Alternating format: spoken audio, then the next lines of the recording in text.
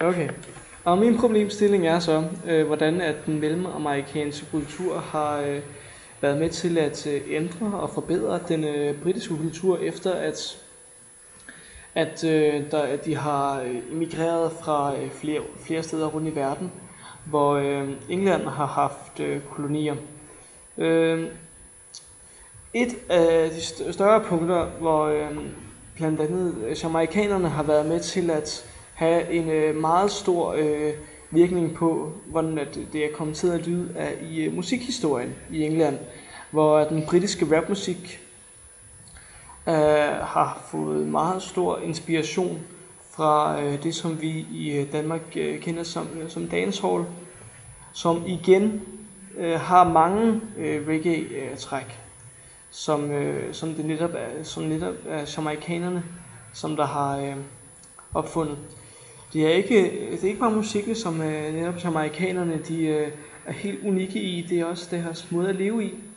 De har deres helt egen Rastafari-ideologi, som der simpelthen går ud på at være fredelig i sin måde at leve på, og ikke at skulle ville krig, altså nemlig make peace, not war, og vi kender store rollemodeller, som Bob Marley, som en af de helt store fortalere for det, hvor de ryger utrolig meget marijuana, og forbander det at skulle drikke sig fuld og te sig åndssvagt på den måde. Så i stedet for bare at være fredelig og chill med en joint. Ja.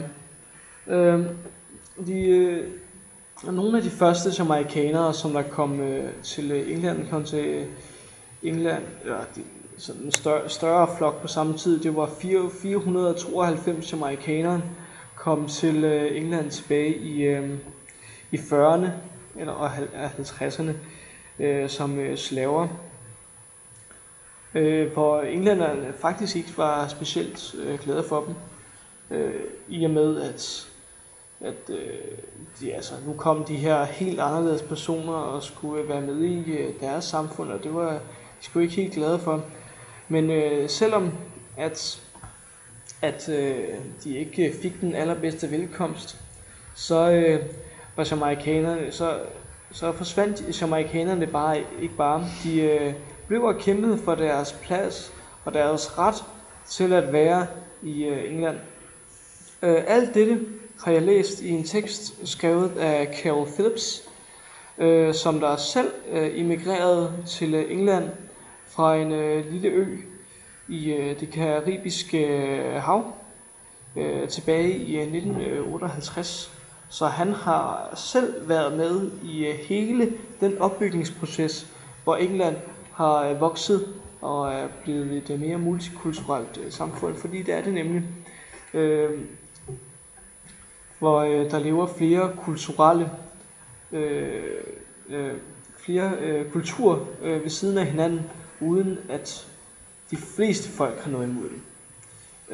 Der er dog stadig ghettoer, eller det hvad man måske kunne tænke som en form for en ghetto, nemlig en bydel i London, der hedder Brixton.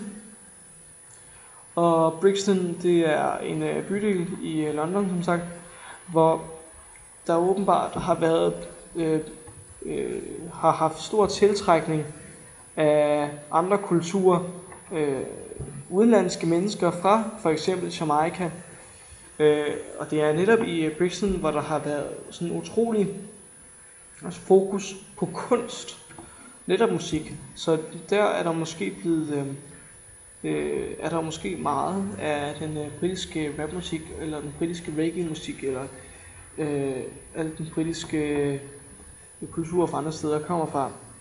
Det har jeg læst på en side, der hedder www.urban75.org, og jeg har læst det med de nykritiske briller på, fordi at jeg bare har været 100% fokuseret på hvad der står i teksten.